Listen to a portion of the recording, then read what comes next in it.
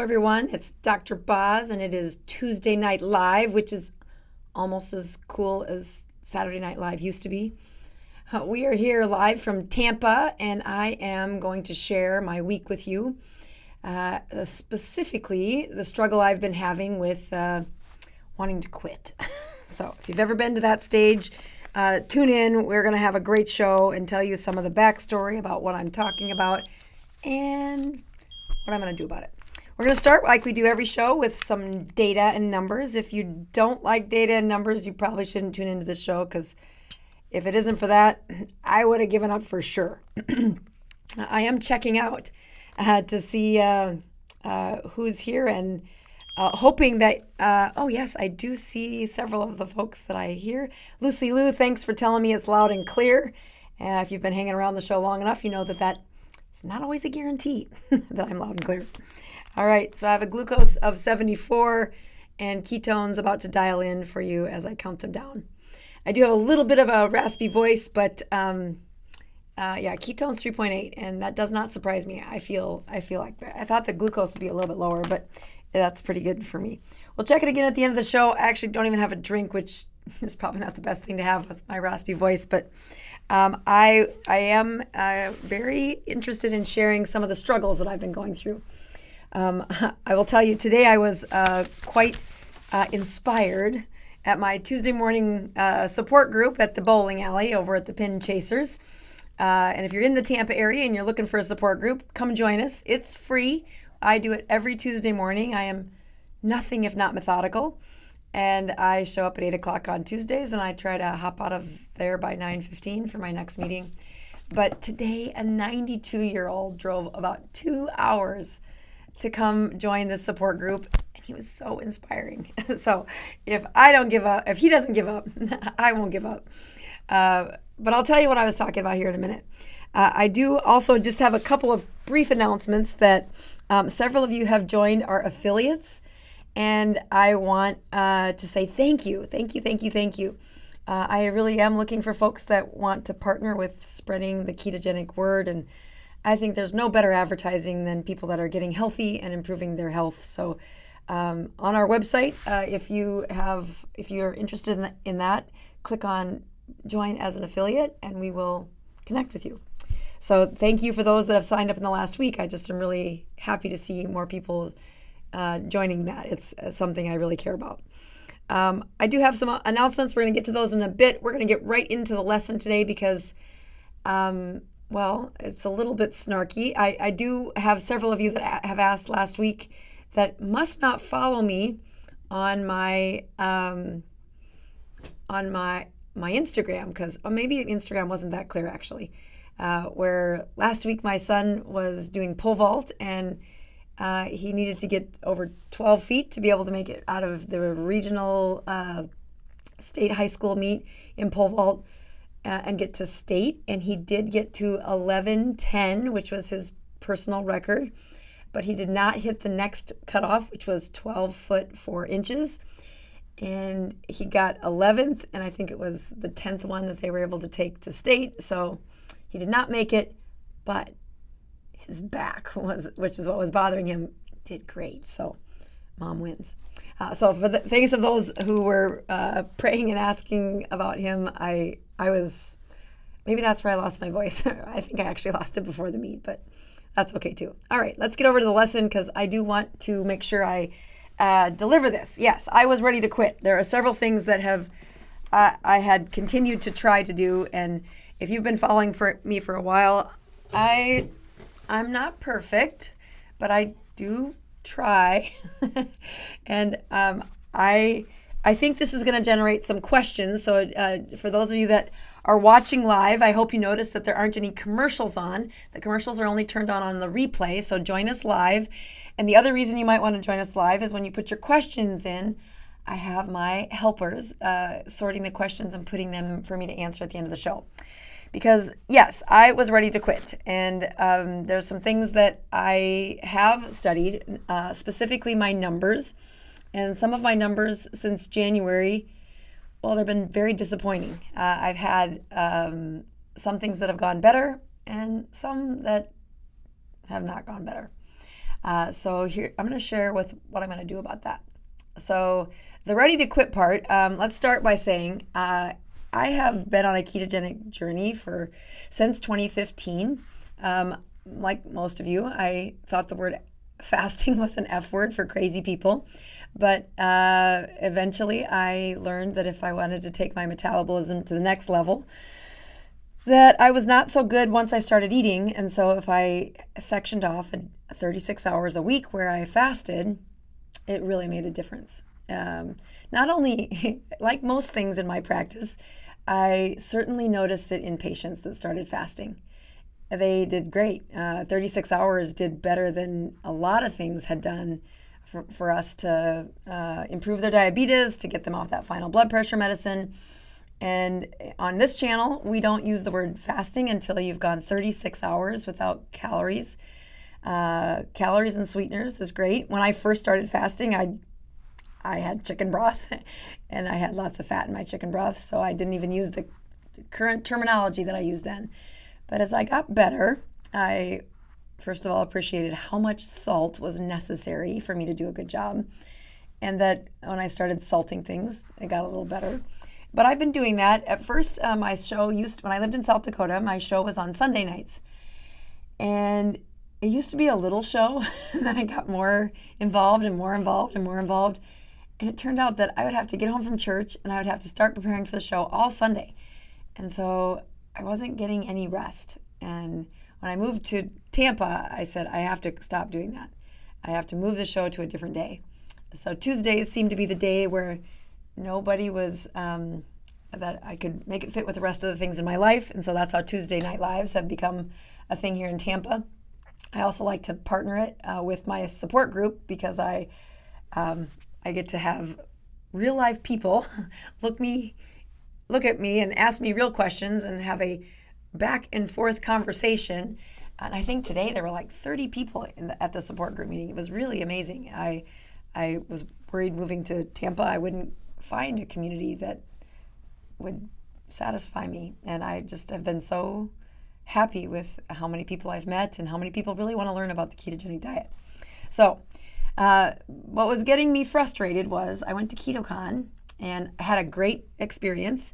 And something that was there last year that I've had never done on myself, but I had ordered in lots of patients, was a DEXA scan. And specifically their DEXA scan allowed you to look at, like every DEXA scan, but they were specifically marketed to what is your muscle mass, what is your fat mass, and then what is your bone mass and its density. Now, when you go to your doctor and you get a DEXA scan for your osteoporosis, it's the same scan. It's just the numbers are really hidden to find what's your fat mass and your lean body mass. All right, so I'm going to be a little vulnerable here, so be nice to me. I am like a lot of you. I'm going to first point out that this says that I'm only 5'2", but I'm 5'2.5". And they ask you to say, how much do you weigh? And like any woman, I lied and said, well, that's what I want to weigh. So they type it in, and they don't tell you that, I mean, they do. I kind of knew, but I still said what I wanted it to be anyway. You're going to lay on a table and they're going to weigh you. So they're going to get the right metric anyway. So let's start by showing you what the numbers were last year when I did this scan. And I just got back from KetoCamp, so it's not fully a year. Last year was done in July, and this year KetoCon was in April. But from then to then, I have these two numbers. And the first thing you'll notice is that you're right, 30% body fat. Well, it sucks. It doesn't suck. It's just I'd like it to be better, and it's not. But I thought, okay, I've got room for improvement. We were just about to start our first 21-day course, and I knew that was going to really help me and other people. You'll know that what I told them I weighed and what I actually weighed did not match. And then it says, well, how many pounds of fat do I carry around?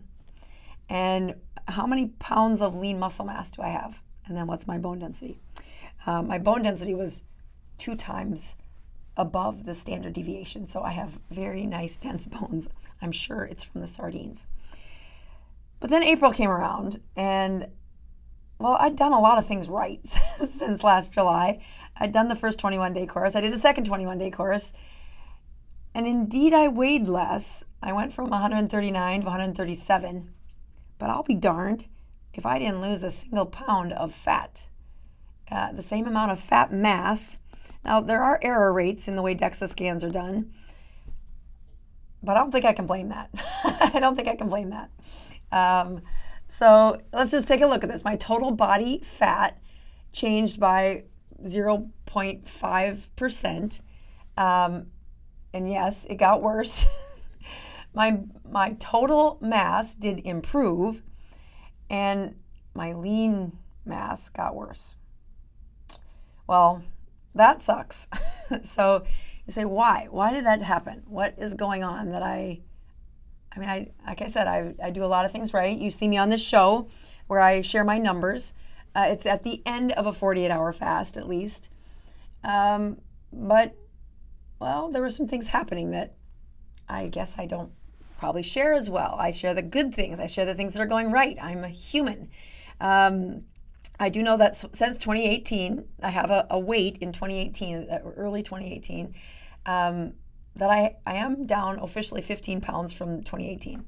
Now, it's probably because, 2017, 2018 were they were pretty good. I mean, they were really good. 2019 was actually good. And the first few months of 2020 were pretty darn good. And then it wasn't so good. And then life just really was hard. So when I look at, I went back to my Keto Mojo, and I love how it keeps track of myself. So I have a whole bunch of data in there, and I downloaded it, and I was looking at it, saying, well, why haven't I lost any fat mass? Why haven't I lost any fat mass? And deep down in my heart, I kind of knew, but I'll tell you my discovery. So I want you to notice this. This is what the report said from the Keto Mojo on just ketones, but ketones that were anytime I was checking. And so I just want you to notice, like, this starts at 1.7. So let's just look at all the times. It was so great. And it's here, and it's here, and here, and here. Oh my gosh, I have some really high ones where I was probably playing around and, I was doing great. And so I knew, well, check your numbers when you're doing great, right? And so you've got some here. And you say, okay, that doesn't really answer my question. I'm pretty sure if I had to look at all those numbers, almost every peak is going to be on a Tuesday night. This live show. Because it's at the end of my fast. It's not the morning ketones. It's the evening ketones. And they're always better. They're always better. But when you look at all that messy data, making sense of it was like, okay, this is too noisy. I tried adding the blood sugars and the Dr. Boz ratios, and it still gave me some great numbers on Tuesdays. But so now I took away every single ketone number from January on that was checked before 9 o'clock in the morning. This is what the numbers look like. So I want you to first notice that, this is the, let's see if I can get it right. Here we go. This is 1. Okay, that here would probably be like 0.5. Yeah. Okay, so there's some truth telling. I should probably put it in white so you can see it a little bit better. Kind of, this is where 0.5 was. Like, oofta. Yeah, that's real, okay? That 0.5 was the norm. It was typically what was happening. And there's a little bit of more truth-telling in there that you say, well, what happened here? And I bet anybody who's followed me closely, they'll know that this was about January 16th, which is when the 21-day class started. Oh yeah, I'm accountable to a whole bunch of people, and I'm checking my numbers every day, and I'm talking ketones, and I'm teaching ketones, and I have one meeting after the next, so I'm really intensely busy. And I've got some like nice peaks here, even in the first week, just really cleaning things up.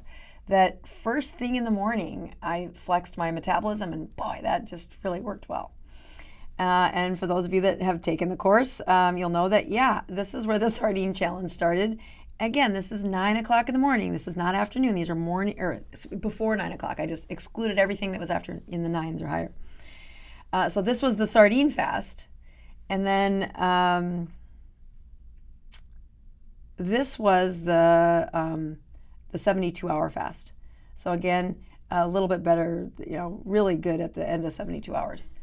But even after the 21-day, it didn't take much for me to, I probably, celebrated a little too much here. And my ketones went down to that 0.2 or 0.5, probably right here.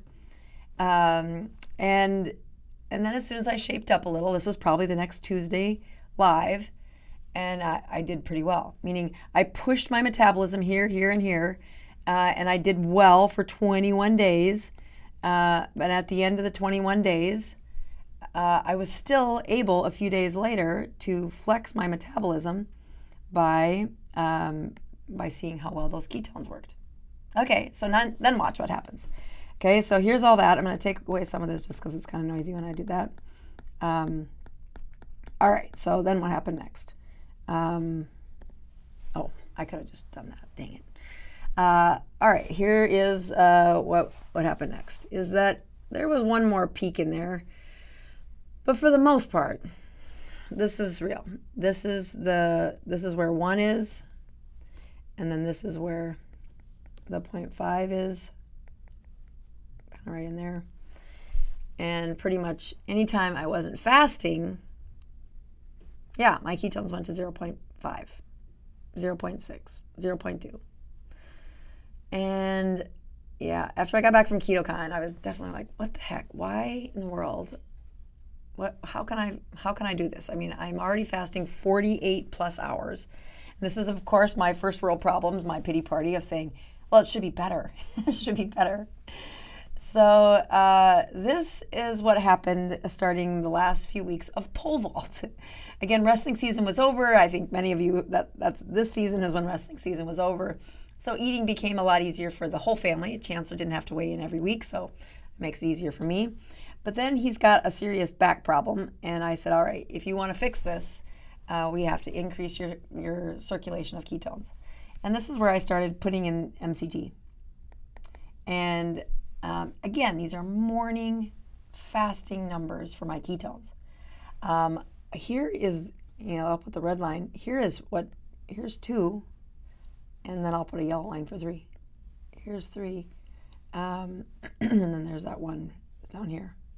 So again, really impressive how high a morning ketone number is. That's not easy for me to do. I'm keto adapted. I'm going to make the number of ketones that that my body uses.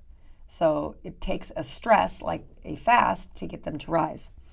Or it takes a little hack. So let me show you what happens here. One of the things I tried to show last week, and I'm repeating this slide because I want to make sure you see what I was trying to deliver. As I swallow those MCTs, those are chains of fat, they go into the liver. So your liver will grab the fat, and I don't know if you saw that right there, but some of them went out as fat. Excuse me. And then the rest of the time, the body's turning them into ketones. That this right here is your portal vein, and where this comes from is your gut, your GI system, and it ports the dense nutrients to your liver. I'm gonna need that water. So again, when that fat, that triglyceride, lands in the liver, it hits this unique mitochondria that really does send it through the Krebs cycle and spin it into a ketone. And then the ketone circulates out to the rest of the body and is used. What I like to show people is that there are unique properties inside a ketone. And those unique properties begin with number 1, you cannot store a ketone. Cannot store a ketone. What that means is once you turn that fat into ketones, the ketones are going to circulate and you'll get so much time to use them. And if you don't use them, you can't spin them back together and store them. You will pee them out. You will waste them into your urine. So when you watch the metabolic shift that happens when you put a stress on your body, it is a survival technique that says add in extra ketones, and if your body doesn't need them, you'll waste them. But if the opposite was happening, like I know last week I had a blood sugar of like 39 or something, and people were like, oh, that's dangerous. I'm like, yeah, it's dangerous if my body doesn't know how to hurry up and whip up some ketones to keep that fuel available. It is a survival technique that my body is trained. I wouldn't have been able to do this in 2015, maybe even in 2016, but I certainly can do it in 2023. And that is my sugar goes down and my mitochondria are in very good shape to whip out a bunch of ketones. And you'll see me meet the needs of my body really quickly. They're in shape to do that. All right, number 2 is that ketones beget ketones. And what that means is that when ketones are in circulation, they signal the mitochondria in your liver to say, uh-oh, she's in need of ketones, you better make some ahead. Meaning, we would rather have you err on having extra fuel around than not having enough, because that's where our brain says, that's not going to work. The other part that I hope you noticed in that cartoon on the last slide was that as those fat chains come in, yes, some of them go out as ketones, but some of them go out into the circulation as these C8, C10 fats. And those are the ones that cross the blood-brain barrier. That is a very unique property to C8, C10. And I'll tell you, that's where I said last week that Monday nights, I'm known for not being the nicest to be around, and I can get pretty chirpy, crabby. But the last 2 weeks, I didn't have any MCT yesterday, but I'll show you what I did here in just a minute. So when I first did a 72-hour fast with MCT, I had started this. I had started having a few, probably not quite as many handfuls as my son did. My son took 20 of these tablets. These, hold on.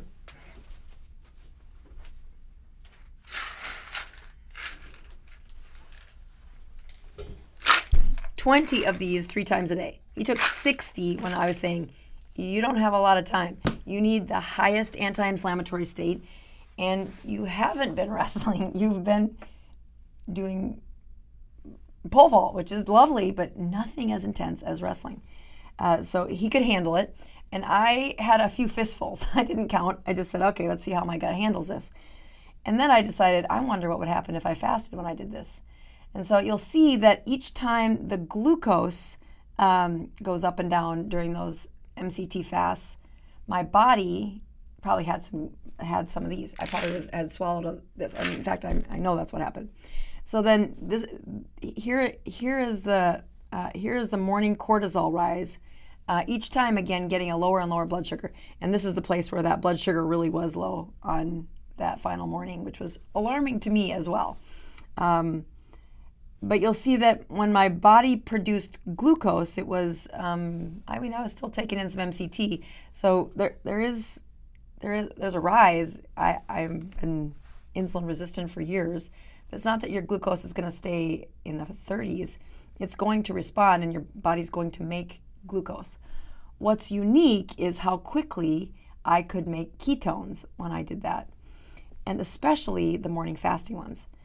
I compared this last week to the sardine challenge, and I'll just quickly put these slides in to say, yep, here's where I had 2 cans of sardines, that's probably where I had 2 meals, I'm sorry. On day 1, I had 2 cans of sardines. On day 2, I had 1 can of sardine. Day 3, I ended my sardine fast with a sardine, and then I ate a normal meal, which I probably shouldn't have done, but I did.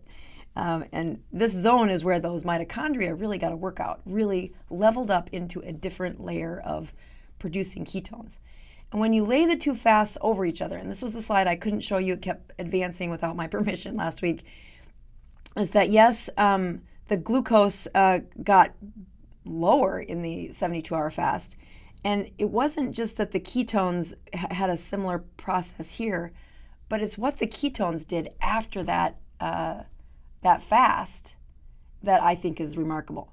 So again, if I look at what has happened to my baseline ketones since looking at starting the week that I was overlapping with my son, getting him a high ketogenic state because of that back injury, I got to the point where I was taking 3 fistfuls, which was probably about a dozen pills each time. So that was about 36 pills. He was closer to twice that. And when I'm checking my morning numbers is something I was doing routinely, but I couldn't believe the energy change and said, oh my gosh, I am now having, these morning ketones. If this was one in there, I think there's an erase button, but I don't want to touch that. So anyway, pretend there's only one line there. Watching those ketones rise, significantly over the week and a half that I did that.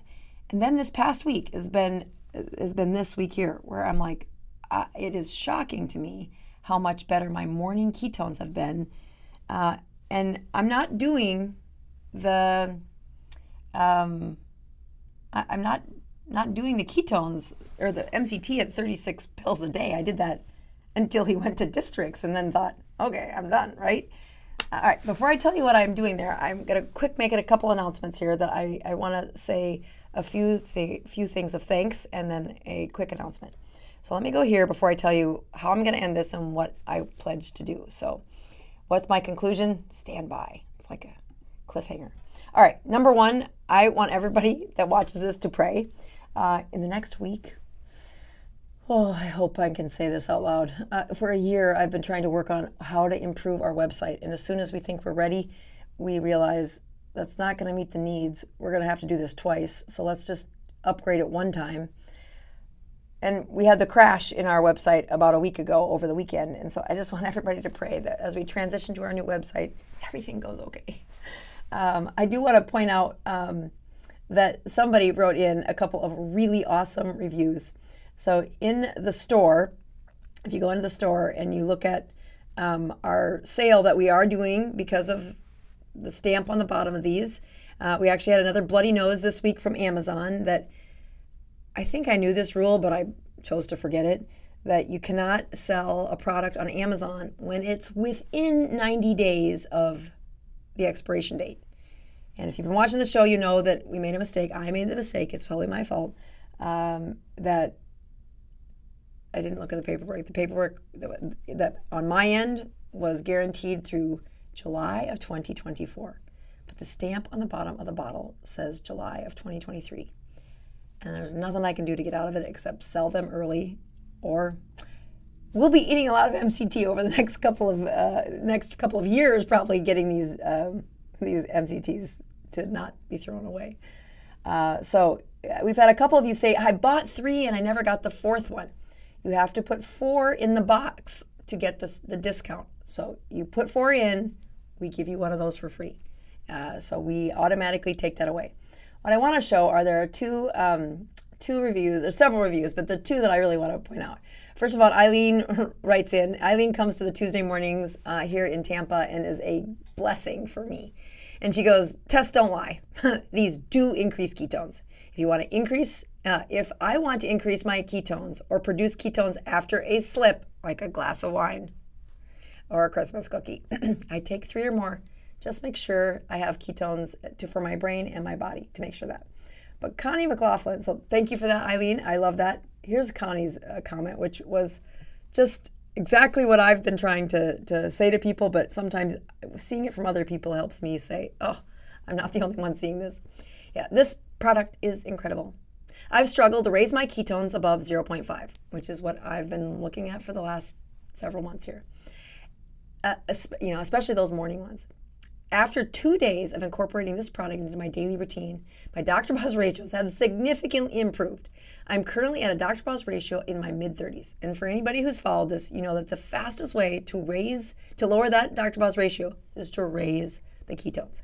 Thanks for making this product. I appreciate you, Connie. That was a great review. The last 2 things I want to just make sure you guys know about is Keto Orlando Summit is in the early part of August. It's here in Florida. I knew my schedule was a little tight at that time, so I'm trying to find a way to help them, and I'm still trying to find a way to make it to that event. I don't get to speak this year because of my schedule, but I really want you. These gals have just done a great job with their show, a great job with really creating a community. And if you're in the Florida area, it is great. Now, their VIP section is sold out, but the conference itself is just a fun place to go, to meet people, and to hear great speakers. They have really good speakers again this year. And the last one is I am speaking at Keto-Palooza. I've actually never been to Louisville, and so I'm excited to go to Keto-Palooza this year. And my friend Autumn is the one who's emceeing this, and she'll also be on, I call it the Love Boat. It's not called the Love Boat. It's called the Low Carb Cruise. And my husband and I went last year, and we'd never been on a cruise before. And it took him until February to say, okay, we can go again. Maybe it was January. Anyway, somewhere around the holiday season, we said, oh, okay, we can go on a cruise again. So we are speaking on this again. Mainly, we had to figure out what our son was doing that is the teenager. So if you're a teenage boy and your parents left you alone while you were a teenager, just, think back to that. So let's finish my punchline here. I want to go back to my lecture and say, not only are am I looking at fasting ketones, but I want to make that fat mass move, right? So when I look at that fat mass over a year, and I haven't increased my muscle mass, and I haven't decreased my fat mass at all, but there's a little bit of weight loss, but not enough to write home about. So here's my punchline. Okay, I was ready to quit. I was ready to say, okay, if fasting isn't working, I'm going to have to find another way to stress my metabolism. Yeah, that's fasting actually works really well for me. I have found that it's a really good discipline for me to say no weekly. I've incorporated it into my faith. I use it as a really deep spiritual time that not only do I get a lot of work done, which I like because my brain isn't doing a good job, but it's better for me than anything I've ever done. So doing that routinely still needs to stay. So what am I going to do if my ketones plummet like that? Because in part, the reason I couldn't get my fat mass to open was, I had no ketones around. The signaling unit that helps to do this was not there. All right, so number one, I will be adding MCT-CHC10. So I actually think it's worth saying, well, how much of this am I going to add? And I don't need to have 36 pills a day. That was what it took to stimulate a ketogenic run. You could, really increasing that baseline. And it really did do a good job. But I think in the last week I've had, 4 fistfuls? Now, I take 12 at a time. I hate taking pills. I hate doing this. But I can't believe how much it helped me. So I kept it about 4 fistfuls over the last week. I did not use it during my fast this week. And I continued to have morning fasting ketone numbers that were, in the 1.5 or 2 range. Now, I know that's not going to last forever, but so I'm going to keep that while doing a couple more things. The next one is I do like to sauna. I learned a lot more about some saunas at KetoCon. I still have our steam sauna that we use the Instapot, and I'm doing a little experiment. And I'm trying to sauna at least once a week. And I had been pretty good about that, but probably not as methodical about it as I should have been. So I'm trying to get to that 1 to 2 times a week. And I study my heart rate in the sauna that I'm hitting zone 2. Zone 2. We're not going to talk about that this week. We'll talk about that in future reads. But zone 2 is really important to get you the metabolic return or that stimulus to my mitochondria that either cause mitophagy, which is trading like autophagy for mitochondria, and it helps empty fat cells. And then I'm trading I-275, which is the big interstate that I've been driving to and from work, which is also where my son school is just a couple blocks away. I picked my office location based on his school, but we've been on I-275 for 2 hours a day, every 5 days a week. And we have bought a house here in Florida. I'm super excited about that. I regret to say that we on the first day of owning our house, we had a fire. We turned on the air conditioner, and then we couldn't figure out why it wasn't getting cold. And finally, the air conditioner man came out and said, "Well, ma'am, there's a big black burned part on the outside of your house." And I'm like, "What?" Anyway, so yeah, we have to replace the heating and cooling agent. So welcome to home ownership. But life has seasons. So, okay, I won't do any of the furniture that we were going to buy, or not that we were going to spend that much on furniture, but we're going to now buy a furnace or a heating and cooling agent. But I'm not commuting across the hour that we've had before. So I'm using that to say I get one more year with my son. For those of you that watched my 2021 lives from 2022 lives. January last year, the first several were all about habit stacking, about using atomic habits to improve your habits. And so I think of this next year as the final season where my son will graduate from high school, my third and final son. My 17-year-old will graduate from high school next year. And that season will be over. And so I'm using this next year to say it's going to be really easy to push through and push snooze at 5 o'clock in the morning instead of getting up for a 5:30 workout. We've been getting up at 5:30 to go drive across the I-275, but now I am going to use that as my motivation to say when he works out, I'll go to CrossFit with him and work out. And I pick CrossFit. I love CrossFit because he can look around the rest of the room and imprint off of them. I'll just show up with him. I'll get to the workout with him and don't look at the old lady in the corner. I'm just surviving back here. But it's way better than I would have done had I never gone.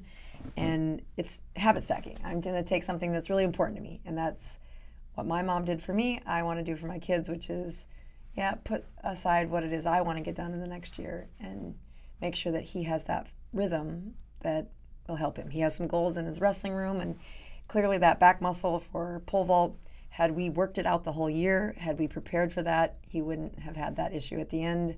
So we're not going to race in a whole bunch of ketosis at the end of his senior year. We're going to be ready for pole vault next year, and I'm going to do my part by trying to at least commit to when he goes, I'll go. All right, we're going to get to your questions here in just a second. I want to make sure I've checked in on some of these chats. I have a couple people said, I could never live in Florida, it's too hot. Well, as a gal who's been in the, a prairie woman, you could say, of South Dakota, you want to know the interesting thing I noticed when I moved to Florida? You don't study your own culture when you live in it. But when you move away from it, you notice, oh, that's not normal. We don't do that. And what I have learned about South Dakota after I left was you get a hairy eyebrow if you crab about the weather.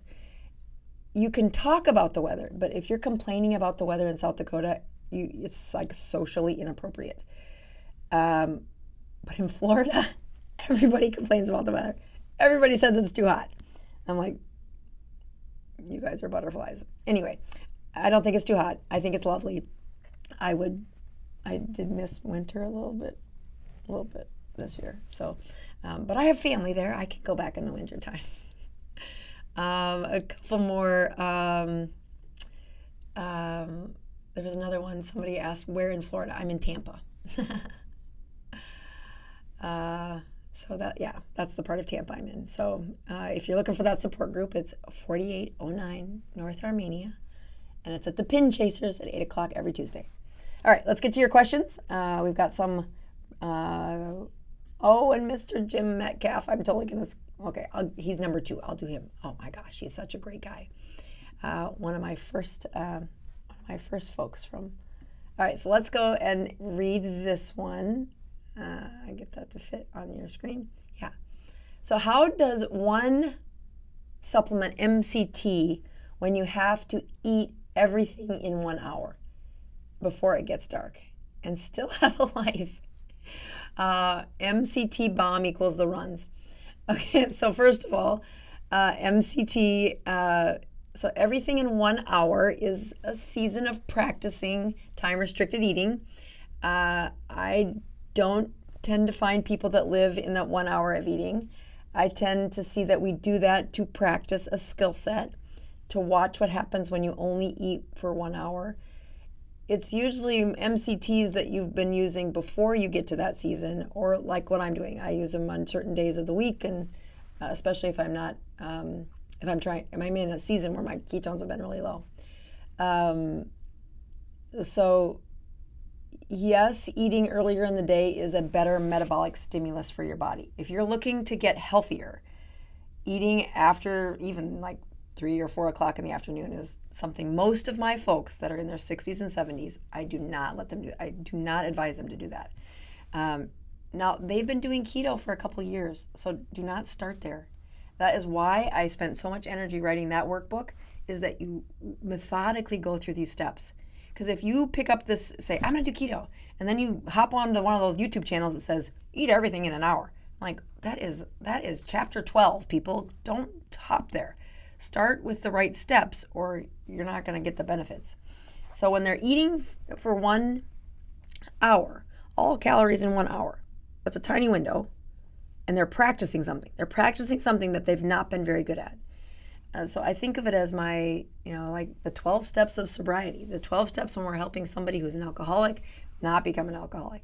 They don't just white knuckle it and wake up one day not craving things. They have to practice processes and problems by stacking little habits on the next habit, on the next habit, on the next habit. And we are great about doing that when we're in a tribe and when we're being held accountable. So I did the supplements to burst everything for a week, okay? And I had a kid that was in need of a parent to say, let me show you how to do this. So every time he did it, I did it, and he could see that he was supported by me doing the journey with him. And then afterwards, I couldn't believe, how much better things were. And now I'm continuing it on. He's not. He's like, he might have taken some sense districts, but he didn't tell his mother. Okay, let's get on to the next question, because it's from Mr. Metcalf, one of my favorite people. All right, I received my vitamin D results, and they were below normal at 11. Oof. Will taking your K2D3, will they react with my calcium channel blocker, and what strength? Okay, so Mr. Metcalf, yeah, let me tell you about having a vitamin D of 11. So vitamin D is one of those things that should be called a hormone. It is a vitamin. It comes from a source outside, whether that's sun or supplements or food. And there's two things that when I look at a vitamin D and it's 11, it's an ominous sign. It's not a good sign. It's a sign that insulin resistance is kind of rearing its head, that your ketone production has been low. It does not interfere with your calcium channel blocker. That's not the same thing. But your strength of K2D3 with a vitamin D of 11, you're going to need about 4 pills in the morning, or 4 pills throughout the day. So 2 pills in the morning and 2 pills at night. But that might not be enough. You need to get the number above 50. And so the really key thing that I would be doing there is that if you go to the Dr. Boz favorites on my page, or actually one of the products, and you buy the vitamin D kit, where you prick your finger and you put the blood on a little sponge and you send that envelope in to get your vitamin D tested, you need to set a timer for 1 month from now and check, is it higher in 1 month? And then you need to set a timer for a month later, meaning over the next 60 days, you shouldn't take K2D3, only 4 pills a day, and then recheck it in 3 months to find that it hasn't moved enough to get above 50. You should be taking enough K2D3 to see a significant improvement in 30 days and another significant improvement in 30 days after that. Your doctor is not going to want to do that, because I know the age of Mr. Metcalf, and he's quite wise in his many trips around the sun. And Medicare won't cover it. It will not cover it. It'll cover it twice a year, and that's if we fight for it. Maybe 4 times a year when it's this low, or 3 times a year when it's this low. But don't waste the energy. You can get it done yourself for $50 a pop by buying the kit. And the kit has 2 tests in it. The one I sell has 2 tests in it for exactly this reason. That I don't want you checking it once and then forgetting about it. I want you checking it enough to see the sequence of it going up. When people check it once and it's above 50, I said, then be a good neighbor and give the test to the old lady that lives across the street or the one that lives with you. But if you have a vitamin D of 50 in 1 month, you can praise God because that is a huge improvement. And you'll know you're on the right dose. And your doctor is going to check it at the 6-month mark. And let's hope it's above 100 because that's really good. I like to keep mine above 100. Now, there's a whole kind of subtext about, oh my gosh, is that toxic? And I always like to point out the studies that were done on COVID.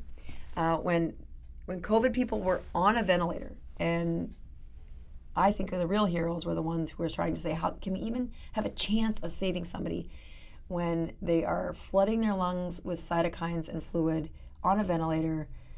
I mean, it's like the one-ditch effort to see if they're going to live through this.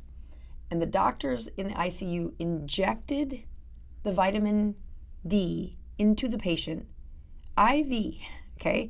That's like, it's a fat-based chemical. So there's all kinds of reasons why oh my God, what are you doing? So however they did it, they injected it. In my mind, it was IV, but that sounds like, how is that possible? And it was like 50,000 units IV.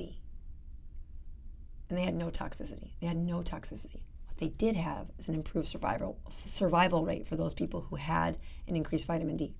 So the reason we call a vitamin D a hormone is that hormones go into the cells of every one of our cells with a nucleus, and they react inside the cell, and then they tell the nucleus what proteins to make from the DNA that's inside your nucleus. So the power of what a hormone-based vitamin is doing, like vitamin D, it's what makes your white blood cells smarter in fighting off infection. It's what makes your heart cells stronger. It's what makes your brain cells faster. It's what makes your eyeball cells see clearer. Every cell has a process that reacts to that vitamin D, and it makes different proteins because of what that nucleus inside that cell does with vitamin D. And that's what makes it a hormone. A hormone-based vitamin. It's the coolest chemical, or the coolest little molecule ever. I love vitamin D, but it's why it's such a health marker. When I get an 85-year-old who's got a vitamin D of 11, I'm like, you have got to improve this. So the ketones need to go up. Why? Because that's a sign that you're able to move fat. When I see the biggest waste is when people will swallow vitamin D, and it is fat soluble, and their insulin is so high that that they're putting all their fat storages in, anything fatty is going into storage. So the vitamin D they're swallowing is active until the insulin says, shove it into a fat cell. And then it's not available anymore. It's not in circulation. It's in your fat. And so by increasing your ketone circulation, you can increase the mobility of fat-based hormones so that when you swallow it, it doesn't end up in the fat tissue within 48 hours of taking it, which is what happens to most people when taking vitamin supplements when they're high on insulin. So you should get the MCT C8C10 so that you can increase your ketones, and you should definitely be checking your vitamin D. Get it off the website. You prick your finger and put the blood on the little sponge and send it in to them. Okay, that's a great question. All right, Patricia says, what is the impact of keto? What is the impact of keto less than 20 grams carbohydrates long-term on gut biome? There's like 40 videos on this, Patty. I would say, in short, it's great. And the answers are very well explained in the other videos. The gut biome stuff is very dependent on what is the inflammation. Number one factor for whether or not a virus is or a gut biome is able to be restored is how sealed is the gut. And if you want 20 by taking it down to 20 total grams or less, your sealant, your slime layer inside your gut will gradually improve. Meaning you do not need fiber to do that.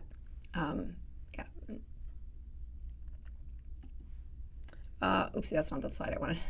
Sorry, go back 2 questions, wrong one. Joni writes in, does regular weekly, 3 times a week workout of mix of cardio and resistance stress the metabolism each time? You need to tell me your heart rate. So heart rate's in zone 2, especially that 80% of your workout is spent in zone 2, and that you are breaking a sweat for this workout. The resistance training is a great way to get up to zone 4, but your cardio must stay in zone 2 in order for you to get the benefits. Aloha 22, which fast is most beneficial? A 72-hour water fast, 72-hour sardine fast, or a 72-hour fat fast? Well, I hope you can answer that after this. And that is, I think they're each a unique stress of your metabolism. And what I would look at is, what season of life are you in? Are you in a season where you've not done a sardine fast for a while, or maybe ever? I think the sardine fasts are the easiest. I also think it improves your palate, and if you have any brain health issues, that's got that high level of omega-3s in your brain, especially linked to improvement in Alzheimer's. So I have a couple of videos that I'm working on that one too for better understanding. C. Hummel says, if my mom and grandmother are both diabetic and I am borderline, is there a chance to get it under and stay under? Yes. The answer is absolutely yes. Diabetes is a choice. Let me say that one more time. Diabetes is a choice. And that means that, yes, genetically, you've got some risks, but you are choosing to have diabetes because you are putting the amount of carbohydrates into your body that is overstressing insulin. Don't wait around for your doctor to check an A1C. Go to my website, click on those little labs, do them yourself. It's $40, and you do not have to fight with your insurance. You prick your finger, put your blood in it, and send it into the company that does these. And your A1C, I've done many videos on this. It should be south of 5.5. So I like mine to be in the 4s. In this last season, where all those numbers and that fat mass didn't move, yeah, I didn't keep it under 5, but I'm getting there. All right, before my voice gives out, I will check my numbers. I'm not gonna check my numbers again. I didn't drink anything, and I'm done. I will see you guys next week. I am looking forward to. I have a couple of fun announcements that I'm gonna make next week. So stay tuned, and I will see everyone next week. And I will ask for your prayers as we transition that web.